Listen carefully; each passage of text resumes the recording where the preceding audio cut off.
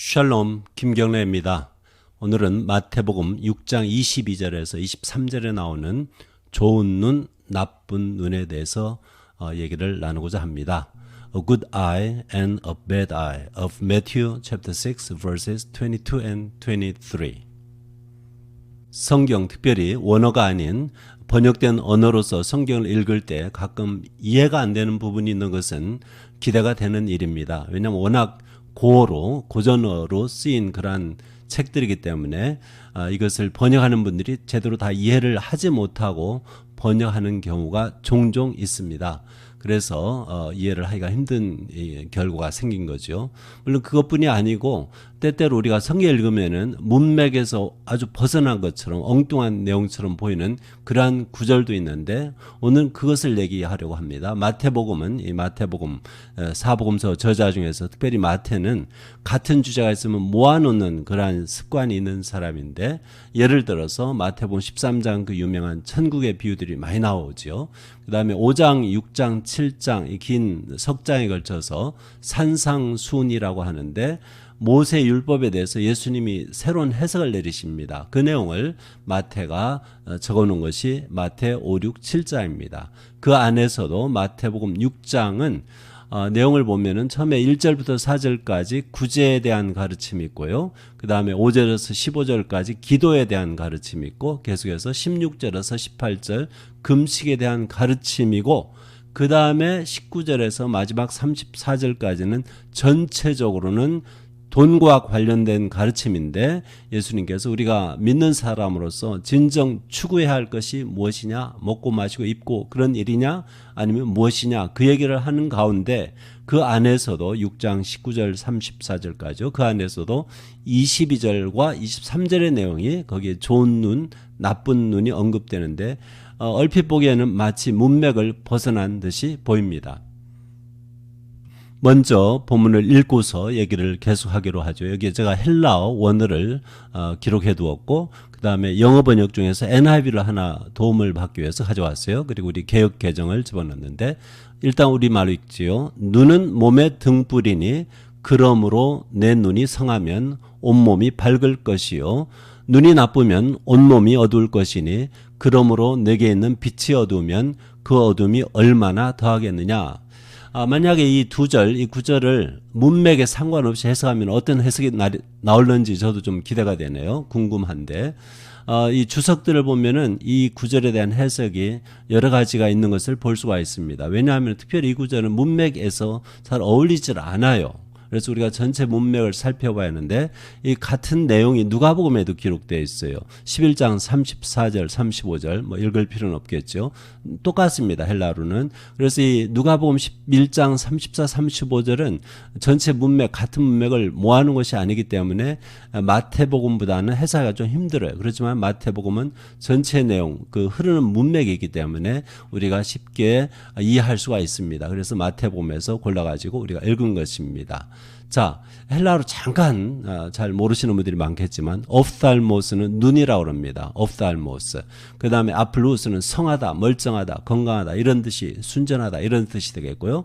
23절에 옵탈모스 또 눈이 나오죠. 그 다음에 수는 너의 눈이 보니로스는 나쁘다, 악하다, 안 좋다 이 말이에요. 그래서 여기 좋은 눈, 멀쩡한 눈, 성한 눈이 나오고 그 다음에 나쁜 눈이 나오는 거예요. 그래서 여기 좋은 눈, 나쁜 눈 이렇게 번역했는데 도대체 이게 무슨 말이냐 이거예요.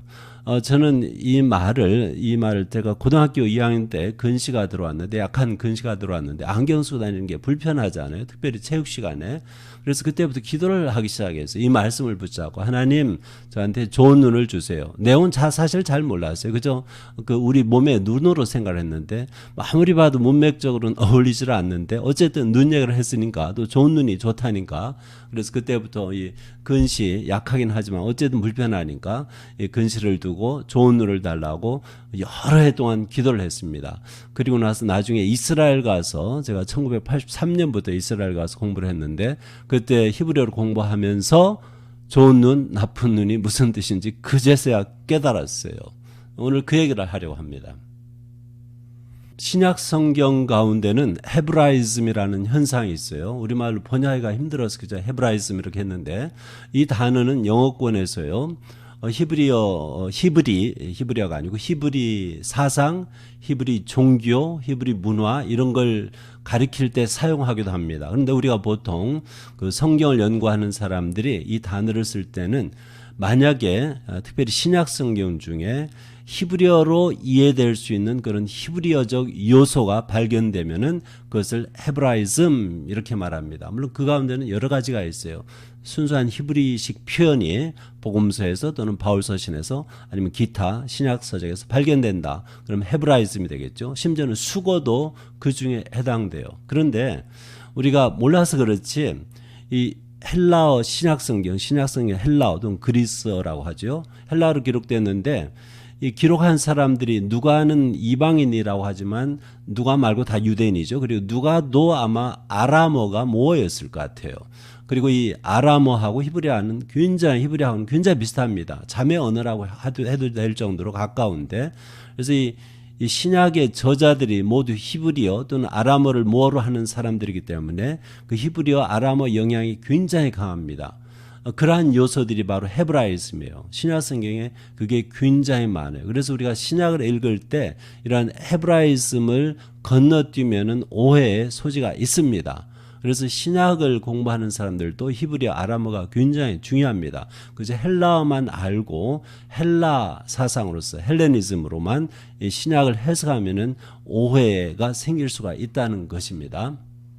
그저 헤브라이즘에 대해서 이론적으로 얘기하기보다는 실제 몇 가지 예를 드리는 게 훨씬 낫겠지요. 신약 성경 중에 헤브라이즘을 몇 가지 예를 드리면은 마태복음 2장 23절에 나사렛이란 동네에 가서 사니 이는 선지자로 하신 말씀에 나사렛 사람이라 칭하리라 하심을 이루려 함이러라. 물론 이 구절은 문맥 없이 읽으면 아무 문제가 없어요. 예수님이 나사렛 동네 가서 성장하셨어요. 그래서 선지자들이 하신 말씀이 있는데 나사렛 사람이라 칭할 것이다. 이 말씀을 성취하기 위해서 나사렛에서 사셨다는 거예요. 여기까지 문제가 없어요. 그런데 우리가 구약을 살펴보잖아요. 이게 소위 이제 인용이라고 하는 것인데 구약에서 인용해 온 것인데 구약의 선지자들 중에 누군가가 예수님이 메시아가 뭐 예수님이란 말은 없겠지만 구약에 앞으로 나사렛 사람으로 이렇게 불릴 것이다. 이런 말이 기록이 되어 있어야만 할 거 아닙니까? 그런데 구약을 아무리 눈을 크게 뜨고 보더라도 메시아가 앞으로 오실 메시아가 나사렛 사람으로 불릴 것이다. 이런 구절이 없습니다.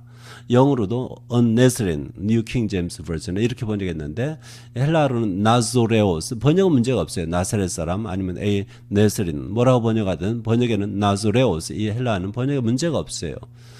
그래서 이 구절의 문제는 구약에서 그 근원을 그 기원을 찾을 수가 없다는 그 유래된 곳을 찾을 수가 없다는 것입니다. 이게 문제예요. 이사야서 11장 1절에 보면 제가 여기 히브리어를 갖다 적어놨는데 넷세르라는 단어가 있어요. 먼저 우리말로 이새 줄기에서 한 싹이 나며 그 뿌리에서 한 가지가 나서 결실할 것이요. 이것은 우리 예수 믿는 이방인이든 예수를 안 믿는 유대인이든요 모두가 메시아 예언이라고 받아들이는 것이에요. 뭐 문맥을 보면은 이사야 11장 이 9절 1절부터 시작된 내용이 아주 분명히 메시아 예언입니다. 그 메시아를 뭐라고 부르느냐면은 이새 줄기에서 한 싹이 난다. 이새 줄기에서 나오는 이새는 다윗의 아버지잖아요. 그 집안에서 태어나는 한 사람이 바로 메시아가 된다는 거예요. 같은 말로 우리가 대구법이라고 하는데 그 뿌리에서 한 가지가 나서 여기 한 가지 New International Version이라고 그러죠. NIV에서는 a branch라고 돼 있어요. 한 가지 마찬가지죠. 나뭇가지요. 그 다음에 히브리는 넷제르입니다. 넷제르. 이것도 메시아의 이름인 거예요. 그 이새 뿌리에서 나오는 그 가지, 한 가지. 넷제르, 히브리어. 넷제르. 들어보세요. 넷제르. 그러면은 나사렛 사람을 히브리어로 뭐라고 하냐면은 노츠리 그렇게 말합니다. 노츠리. 나사렛을 나츠랏 이렇게 얘기하는데 그 사람을 노츠리 넷제르에서 온 거예요. 그래서 이 이사야서 11장 1절에 이 메시아의 앞으로 오실 메시아 이름이 한 가지 이새의 뿔에서 나올 한 가지 이렇게 불려졌기 때문에 이걸 가지고 마태가 유대인 아닙니까 마태가 또 이 사람 구약성에 히브리어를 아는 사람이고요. 그래서 이렇게 마태복음 2장 23절에서 이렇게 얘기했을 것이라는 거예요.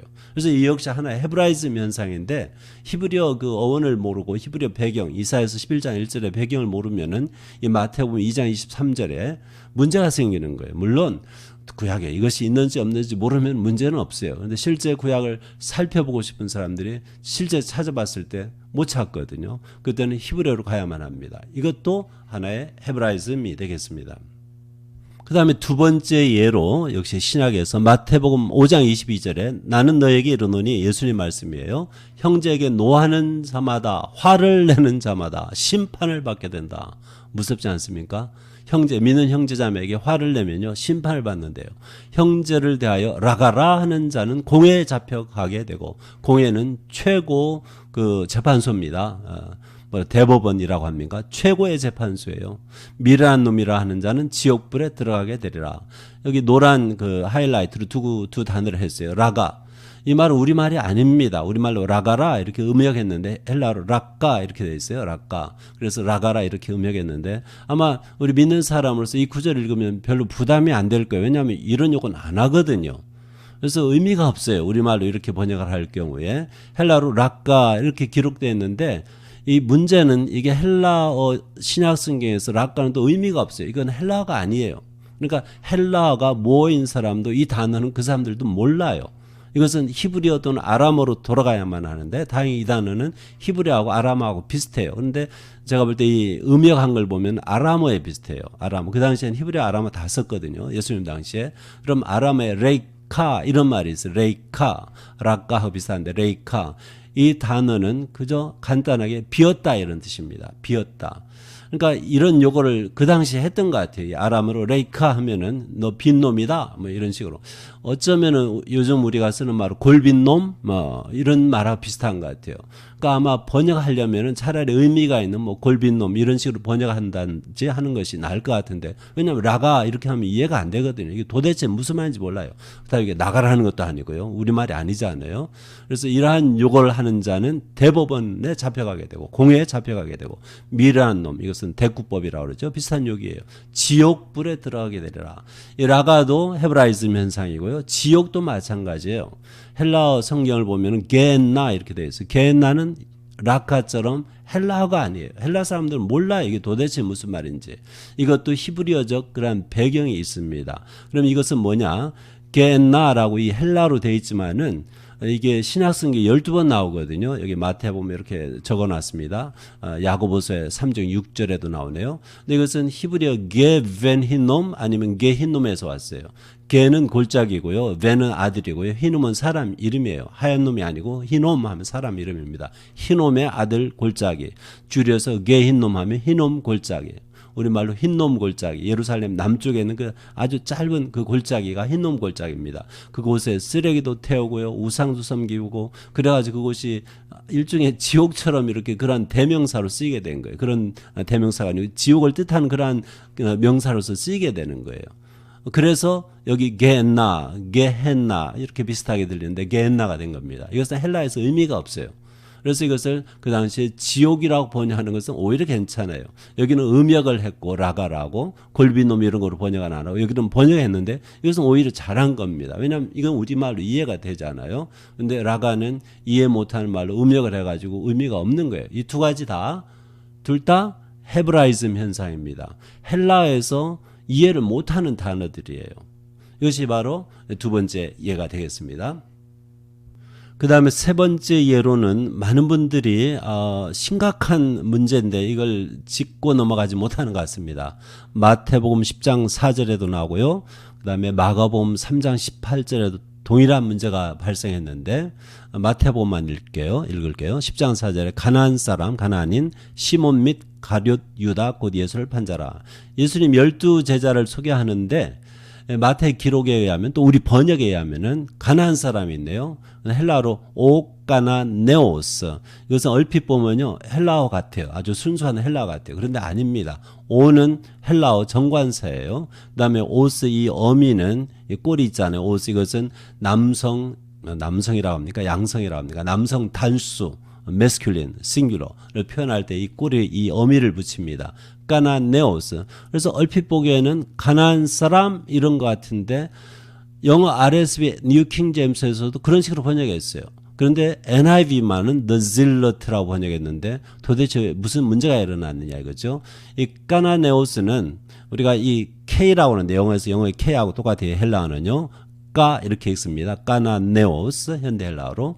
이거하고 X가 있어요. 여기 X처럼 보이는 거 X가 아니죠. 이것은 헬라에서 흐 발음이 납니다. 이것은 끄 발음이 나고요.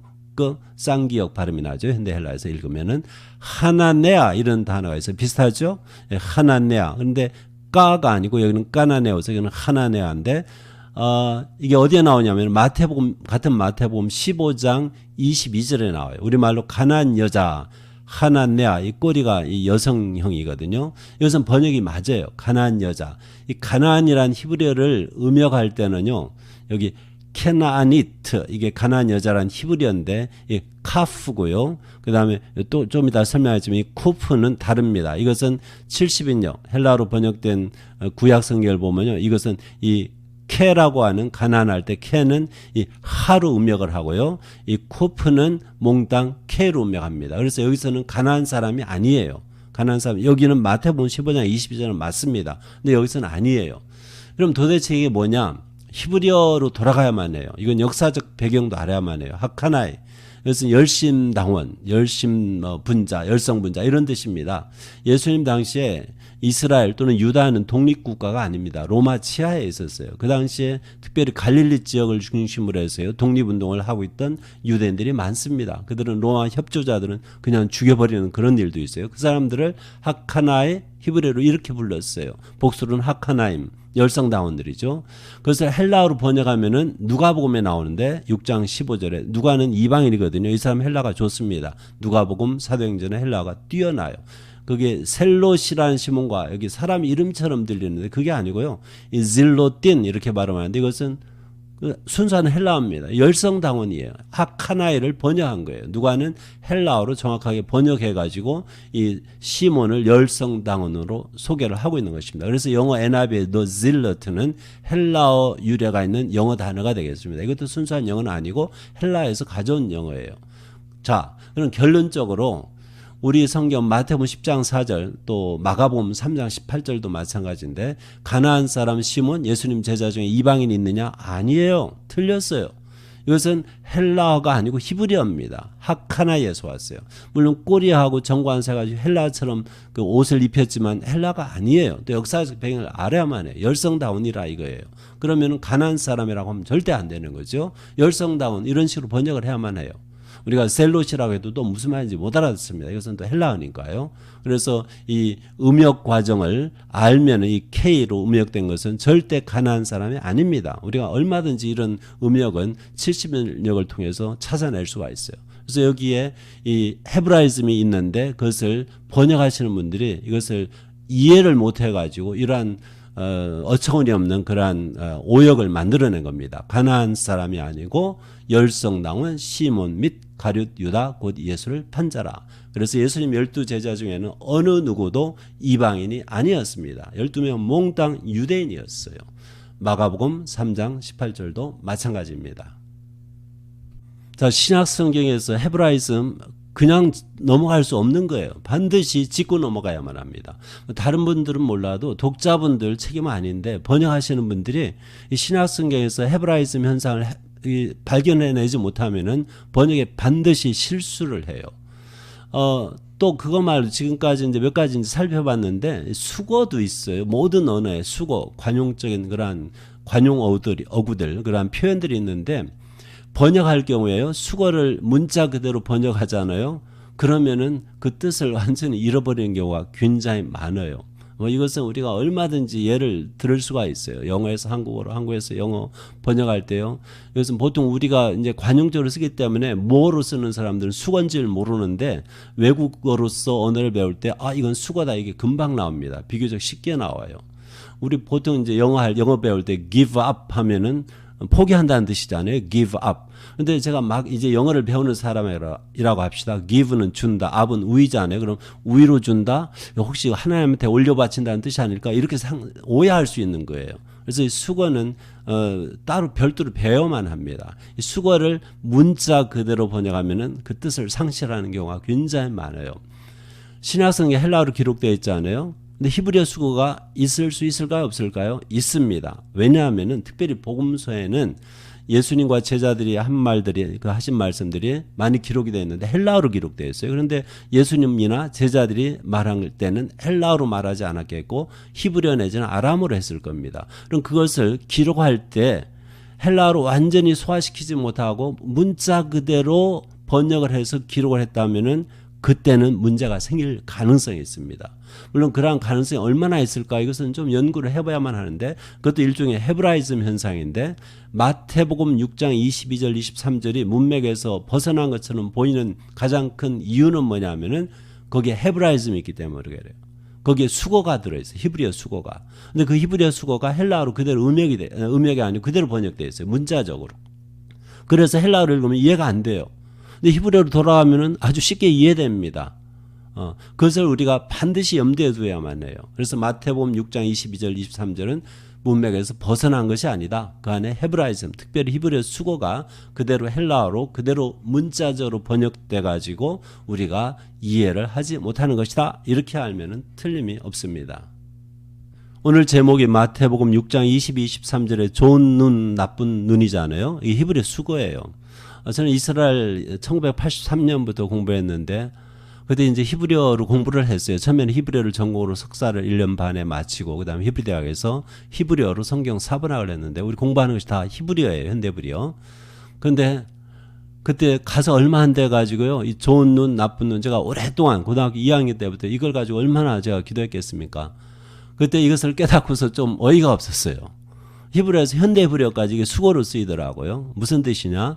좋은 눈은 관대함, 너그러움 이런 뜻입니다. 특별히 궁핍한 사람들, 주변에 필요한 사람들, 가난한 사람들 보잖아요. 그럼 아주 관대하게 내 돈, 내 소유를 쓸 수 있는 마음이 있는 그러한 넉넉한 마음을 좋은 눈이라고 현대 히브리어에서도 있고요. 성경에도 있어요.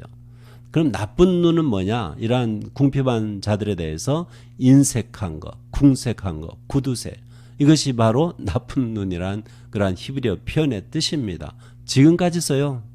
그래서 제가 너무 어이가 없어가지고 내가 도대체 그 오랜 세월 동안에 좋은 눈 달라 기도했는데 저는 물론 제가 의도한 것은 근시 해결해달라고 안경 안 써도 되게 해달라고 그 기도였어요 사실은. 근데 혹시 하나님께서 잘못 이해하신 것이 아닐까 이런 생각을 해보는 거예요.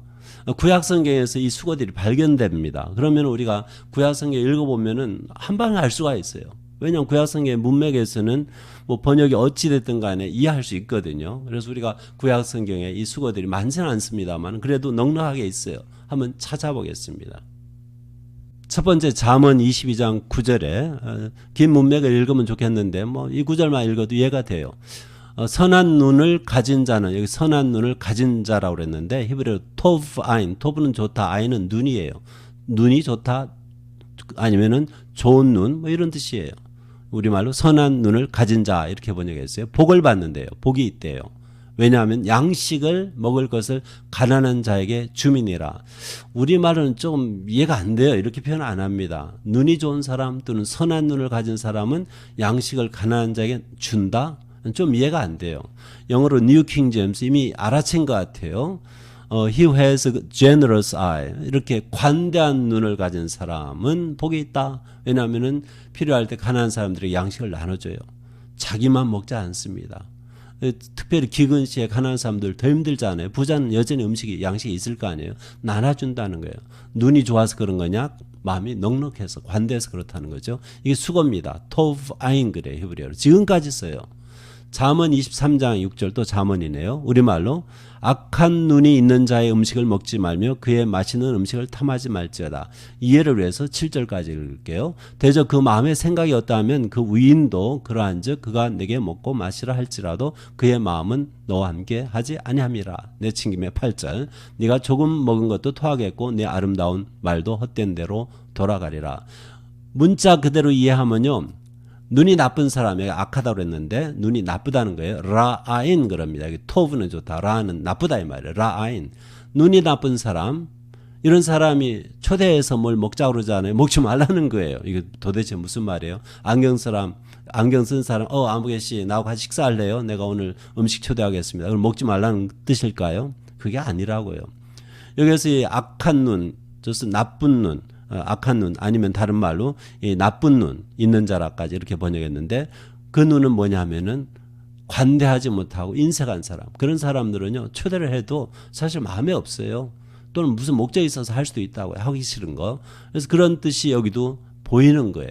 영어에서는 이렇게 R을 이게 bad eye라는 것을 영어로, 그렇지만 마에서 이렇게 이제 의역을 해가지고 번역을 했잖아요. 그 다음에 잠언 28장 22절에도 악한 눈이 있는 자 라아인, 똑같잖아요. 라아인, 눈이 나쁜 사람이에요. 재물을 얻기에만 급하고 빈궁이 자기에게로 임할 줄은 알지 못하니라. 이렇게 인색한 사람들의 특성 중에 하나가 뭐냐면요, 아주 빨리 재물 얻기에만 그렇게 급하대요. 인색한 사람들. 왜 인색하냐? 재물을 긁어 모으고 싶은 거예요. 남에게 주면은 손해보는 것 같아가지고. 그런데 그럴수록 정말 부자 되느냐? 안 그렇다는 거예요. 빈궁이 자기에게 온다는 거. 오히려 퍼서 주어도 부자가 된다고 잠언에 얘기를 하잖아요. 그래서 이 악한 눈, 여기도 악한 눈, 이것은 뭐예요? 인색하다는 뜻이고, 특별히 가난한 사람에 대해서 물질을 풀지 않는다는 뜻이에요. 눈이 좋은 사람 뭐예요? 히브리어 수고로서 관대한 마음, 이런 뜻을 히브리어 수고로서 우리가 구약 이런 구절들에서 아주 분명히 볼 수가 있는 거예요. 더 있습니다. 한번 보실까요? 신명기에 나와요. 15장 9절은 비교적 분명해요. 15장 9절에 삼가 너는 마음에 악한 생각을 품지 말라. 이거는 마음의 생각이에요. 이 구절이 아니고, 곧 이르기를 일곱째 해 면제년이 가까이 왔다 하고, 면제년은 안식년이라고 그러는데 신명기 15장 앞부분에 또 번역이 좀 잘못됐는데, 완전히 면제해 주는 게 아니고요. 빚을 이제 돈을 꿔줬으면은, 또는 무슨 뭔가를 꿔줬으면은 그때 재촉하면 안 돼요. 그 안식년에는 수입이 없기 때문에 그때 갚으라고 하면 안 돼요. 그냥 놔주는 거예요. 그리고 안식년 끝나면은 그때는 재촉할 수가 있어요. 그냥 놔주라는 거예요. 완전히 면제해주면 경제적으로 문제가 생기고요. 그 다음에 그 사람들 관계도 문제가 생깁니다. 슈미타라고 히브리어로 말하는데, 그것은 그 면제년이 아니고요. 완전히 잠깐 봐주는 거예요. 그 한 해는 수입이 없기 때문에 봐주는 거예요. 그런 뜻입니다. 자, 면제년, 안식년이 가까이 왔다 하고 내 궁핍한 형제를 악한 눈으로 바라보며, 바라본다는 동사는 여기 없고요. 히브리어에서요. 라 에이네카 하, 너의 눈이 악하면, 나쁘면, 그러니까 너의 나쁜 눈, 너의 눈이 나쁘면 이 뜻이에요. 그게 바로 수고예요. 여기서도. 그러니까 네가 인색한 마음으로, 궁핍한 형제에 대해서 인색한 마음으로 아무것도 주지 아니하면 말이 되지 않아요. 그가 너를 여호와께 호소하리니 그것이 내게 죄가 되리라. 얼마나 무서워요. 가난한 사람들, 자, 내년에 이제 안식년이 시작된다고 합시다. 그러면은 빚을 독촉을 못 하거든요. 근데 그 가난한 사람 이웃이 와가지고 뭐 좀 빌려달라, 꿔달라 그래요. 그러면은 내가 이놈한테 이걸 빌려주면 내년 한 해 동안에 내가 못 찾는데, 그런 마음으로, 인색한 마음으로, 그게 바로 나쁜 눈이에요. 아무것도 안 주는 거예요. 그럼 그 가난한 사람이 하나님께 호소하면은 이제 내 죄가 된다는 거죠. 얼마나 무서운 말씀입니까? 여기에서도 이 수고가 나오는 거예요. 신명기 28장 54절부터 57절까지, 54절, 56절에 나오는데, 여기도 수고가 나오는데, 이것은 조금 이해가 안 될 수 있는데 뭐 그렇게 어렵지는 않아요. 이게 이스라엘이 하나님 말씀을 안 들으면 온통 고난을 겪는데, 그 중에 성이, 예루살렘 성이 특별히 포위돼가지고 그 안에 기근, 먹을 게 없잖아요. 그럼 실제 이런 일이 역사적으로 일어났어요. 그런데 무슨 일일까지 있느냐면은 부모가 자식 잡아먹고 그런 일이 있다는 거예요. 그래서 여기 너희 중에 54절, 온유하고 연약한 남자까지라도 평소에 굉장히 좋은 사람이에요. 그의 형제와 그의 품의 아내와 그의 남은 자녀를 미운 눈으로 바라보며, 이게 도대체 무슨 뜻입니까? 테라 에이노, 테라는 동사로 나왔는데 그 눈이 나빠져서 이 뜻이에요. 그 남자의 눈이 나빠져가지고 자기가 먹는 그 자녀의 살을 자기 자녀를 잡아먹는 거예요. 그 성이 포위되었을 때 누구한테도 안 주자 혼자 먹는다는 거예요. 인색하게 먹는다는 거예요. 그런 뜻입니다. 마찬가지로 56절은 이제 여자, 온유하고 연약한 부녀, 곧 온유하고 연약하여 자기 발바닥으로 땅을 밟아보지 아주 얌전한 그런 여자라도 자기 품의 남편과 자기 자녀를 미운 눈으로 바라보며, 이게 또 무슨 말이에요? 인색한 마음으로. 히브리어 똑같습니다. 테라 에이나, 그녀의 눈이 나빠져가지고 자기가 낳은 자식을 잡아 먹습니다. 그것도 남몰래 먹어요. 이런 일이 성경에 기록되어 있어요. 구약 성경에. 이게 바로 여기서도 인색하다고 얘기할 수 있어요. 나눠 먹지 않는 거예요. 좀 이상하긴 하지만 어쨌든 이 어려운 이 환경 중에서 혼자서 먹는다는 것입니다. 자, 이러한 구절들, 잠언의 몇 군데, 또 신명기 두 군데, 이 구절들이 바로 좋은 눈, 나쁜 눈이 히브리어에서 수고로 쓰인 것을 아주 분명히 증명해 주는 것입니다. 다시 말씀드립니다. 현대 히브리어에서도 이 수거는 여전히 쓰입니다. 그럼 신약 성경에 우리가 오늘 이제 살펴보는 마태복음 6장 말고 또 그거하고 연관된 구절요 말고 누가복음에 있었죠. 또 있느냐? 있어요. 신약 성경에 또 있어요. 헬라어로 기록되어 있죠. 물론 마가복음 7장 22절에 예수님 말씀에 입으로 들어가는 거 문제 없어. 밑으로 나오잖아. 그렇지만 마음에서 나오는 것이 문제라 이거예요. 그 내용들을 열거하는데 그중에 간음, 탐욕, 악독, 속임, 음탕, 질투라고 번역되어 있어요. 비방, 교만, 우매함.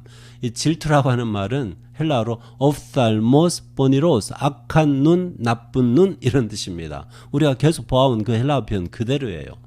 개혁 성경에서는 이건 개혁 개정이고요. 흘기는 눈, 여기 잘못 썼네요. 흘기는 눈이죠. 흘기는 눈 이렇게 기록되어 있고요. 뉴 킹 제임스는 an evil eye. 이 영어 표현에서 evil eye라는 표현이 특별한 뜻이 있는 경우가 있습니다. 뭐 설명할 필요는 없겠고 NIV, ESV는 envy 우리말 질투하고 비슷한데 이 개혁 개정 다 제가 볼 때 번역이 틀렸어요. 흘기는 눈 어쨌든 눈이 있는데 이게 뭐냐 하면은 이게 인색한 마음입니다. 이것도 마음속에 나오는 거예요. 인색함이에요. 구두쇠 마음이에요. 이것도 분명히 히브리어적 그런 표현, 헤브라이즘이 이 안에 있는 거예요. 히브리어 수거를 그대로 헬라어로 그대로 문자 그대로 번역한 것 같아요. 마태복음 20장이죠. 20장 10절에서 15절까지요. 개혁개정에 길게 뭐 포도원 일꾼들에 대한 얘기인데요. 어떤 주인이요 아침에 일찍 가서 일꾼 불러와서 일을 시킵니다. 몇 시간 지나서 시킵니다. 오후 한 3시까지 가서 시켜요. 그때까지 일이 없어 서성대는 사람이 있는데 데려다 시켜요. 일이 다 끝났죠. 어떤 사람들은 하루 종일 고생하고요. 어떤 사람은 와서 2-3시간 일하고서 이제 급료를 받는 거예요. 근데 주인이 나눠주는데 마지막 온 사람도 주는데 이제 처음에 온 사람들은 약속을 했죠. 나 얼마 주겠다. 뭐 한 달란트면 한 달란트, 한 데나리온이겠죠. 달란트는 굉장히 많아요. 한 데나리온 주겠다. 여기 한 데나리온 나오죠. 이게 하루의 급료입니다. 그래서 마지막 늦게 온 사람한테 먼저 한 데나리온을 줘요. 그리고 이제 늦게 온 사람은 사실은 처음에 온 사람은 한 데나리온 약속을 했는데 마지막 온 사람, 늦게 온 사람들은 약속 안 해요. 왜냐하면 그 뭐 얼마 못 받을 거 자기들도 알거든요. 보통 하루 급료가 한 데나리온인데 그걸 기대를 안 한다고요. 그런데 먼저 온 사람들이 보니까 늦게 와서 1-2시간 고생했는데 한 데나리온 받거든요. 그래서 자기네들은 더 많이 받겠다 이렇게 기대를 가진 거예요. 근데 분명히 계약은 한 데나리온인데 근데 나중에 자기한테 급료를 주는데 여전히 한 데나리온인 거예요. 그 얘기입니다, 지금. 그래서 이제 불평하는 거예요. 원망하는 거예요. 받은 후 집주인을 원망하여 이르되 나중 온 이 사람들은 1시간밖에 일하지 아니하였거늘 그들을 종일 수고하며 더위를 견딘 우려와 같게 하였나이다. 주인이 그 중에 한 사람에게 대답하여 이르되 친구여 내가 네게 잘못한 것이 없다. 내가 나와 한 데나리온에 약속을 하지 아니하였느냐? 내 것이나 가지고 가라. 나중 온 이 사람에게 너와 같이 주는 것이 내 뜻이다. 주인이 굉장히 관대하잖아요.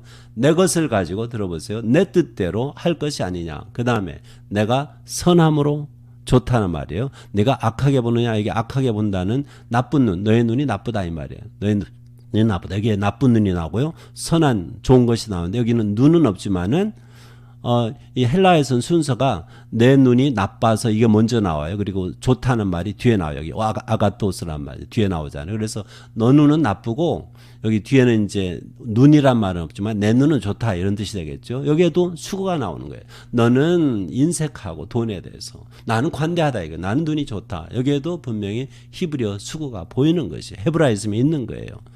영어에서는 여기 generosity 이렇게 나오지요. my generosity 여기 generous 이것은 두 번째 그 눈이 좋다 선하다 이것을 제대로 번역을 했네요. 그런데 앞에는 약간 달리 번역했어요. 만약에 히브리어 수고로 이해를 했더라면은 번역하시는 분들이 보다 더 가깝게 원문에 가깝게 번역을 했을 겁니다. 지금까지는 마태복음 6장 22, 23절만 떼어가지고 거기에 있는 그 히브리어 수거를 가지고 특별히 얘기를 했잖아요. 그런데 마태복음 문맥을 중시하는 사람이잖아요. 같은 내용이 있으면 모아놓는 사람이에요. 그래서 마태복음 6장 19절에서 34절 전체 문맥을 좀 살펴볼 필요가 있습니다. 이는 전반적으로 돈에 관한 내용이라고 그랬고 특별히 우리가 믿는 사람으로서 무엇을 구해야 할지 뭐 먹고 마시고 입고 뭐 어디 살고 뭐 이런 걸 구할 것이니 그게 아니라 이거죠. 하나님의 나라 그의 의를 구하라. 그 유명한 말씀이 이 문맥 안에 있어요. 그래서 19절부터 먼저 21절까지 보면요. 예수님이 보물을 땅에 쌓아두지 말고 하늘에 쌓아두라는 거예요. 이것도 어떤 사람들은 좀 달리 해석하는 분들이 있긴 있습니다만은 도대체 이게 무슨 뜻이냐. 하늘에 보물을 쌓아두라. 은행, 세상 은행 쓰지 말고 하늘 은행 쓰라. 뭐 이렇게 사용해라. 이렇게 얘기할 수 있는지 모르겠어요. 이게 예수님 말씀이에요. 여기 이제 돈에 대한 얘기를 하는 거예요. 네 보물이 있는 곳에 네 마음도 있대요. 그러니까 우리가 어디에 돈을 쌓아두냐에 따라서 내 마음도 그것으로 쏠린다 이거죠. 분명히 돈 얘기입니다. 그러면은 19절부터 21절 돈 얘기고요. 22, 23절이 이 문제의 말씀이고 24절부터 마지막 34절까지도 돈하고 관련된 내용인데 22, 23절은 이상하게 잠깐 예수님이 생각하다가 이 생각의 맥이 끊긴 건지 딴소리 하는 것처럼 들리거든요. 그래서 저도 옛날에 어렸을 때부터 고등학교 때부터 눈 좋아해달라고 이 말씀 붙잡고 기도한 거예요. 사실은 제가 말한 것은 실제 제 몸의 눈이었어요. 시력, 좋은 시력 달라는 것이었어요. 그런데 자 우리가 지금까지 설명한 대로 하면은 그 22, 23절이 관대한 마음 인색하게 굴지 말고 가난한 사람들 보면은 관대하게 좀 해라. 이런 수고로서 히브리어 수고로서 우리가 이해를 했잖아요. 그러면은 앞에 19절하고 19절에서 21절 그 단락하고 이 단락하고 딱 맞아 들어가는 거예요. 문맥의 흐름이 아주 그냥 잘 나가는 겁니다. 전혀 문맥에서 벗어나질 않는 거예요. 게다가 이제 24절에 보면은 뭐라 하냐면 한 사람이 이제 23절 끝나자마자요. 좋은 눈 나쁜 눈 얘기하고 한 사람이 두 주인 못 섬긴다. 호기를 미워하고 저를 사랑하거나 호기를 중히 여기고 저를 경히 여김이라 너희가 하나님과 재물을 겸하여 섬기지 못한다. 또 돈 얘기하잖아요. 그러니까 19절부터 끝까지 34절까지 몽땅 돈 얘기하는 거예요. 예수님께서. 그럼 22, 23절도 돈하고 관련 없는 얘기가 아니라는 겁니다.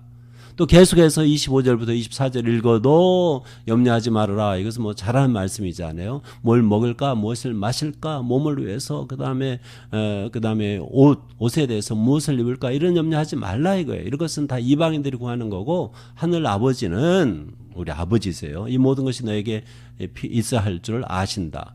너희는 먼저 그의 나라와 그의 의를 구하라. 그러면 더 하신다. 내일 일을 위하여 염려하지 마라. 등등. 이것도 다 돈하고 관련된 거거든요. 그러면 19절부터 34절까지 전체 문맥이 돈과 관련된 것이라면은 마태의 그 특징이 같은 내용을 같은 문맥에다 집어넣는 사람이니까 22, 23절이 엉뚱한 얘기일 수가 없다는 것입니다. 그래서 문맥으로 보든 또는 우리가 설명한 헤브라이즘 그 안에 이제 수거가 있잖아요. 수거가. 그것으로 보든 분명히 22, 23절은 그 히브리어 수거로서 눈이 좋은 것은 관대함. 눈이 나쁜 것은 인색함으로 이 돈을 어떻게 가난한 사람들에게 사용할 것인지 그 얘기를 하는 겁니다. 그러면은 그 앞에 19절부터 21절 그 하늘에 쌓아두는 그 말씀을 해석할 수 있는 거예요. 도대체 돈을 재물을 하늘에 쌓아두는 것이 뭐냐?